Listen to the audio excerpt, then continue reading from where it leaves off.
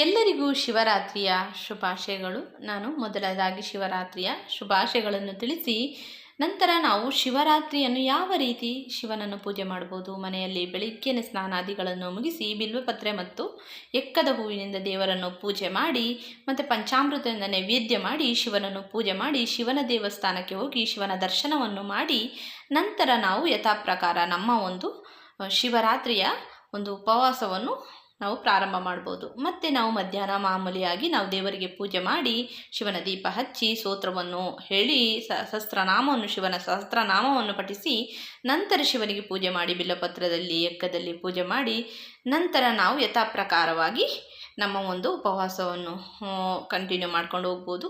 ನಂತರ ನಾವು ಶಿವನ ದೇವಸ್ಥಾನಕ್ಕೆ ಅಂದರೆ ಸಂಧ್ಯಾ ವಂದನ ಮಾಡಿ ಮನೆಯಲ್ಲಿ ದೀಪವನ್ನು ಹಚ್ಚಿ ಮಾಮೂಲಿಯಾಗಿ ಸ್ತೋತ್ರಗಳನ್ನು ಹೇಳಿ, ನಂತರ ಯಥಾಪ್ರಕಾರವಾಗಿ ದೇವಸ್ಥಾನಕ್ಕೆ ಹೋಗಿ ನಮ್ಮ ಒಂದು ಶಿವನ ರಾತ್ರಿಯನ್ನು ಈ ರೀತಿ ಒಂದು ಶಿವನ ನೆನಪಿನಲ್ಲೇ ಕಳೆಯಬಹುದು.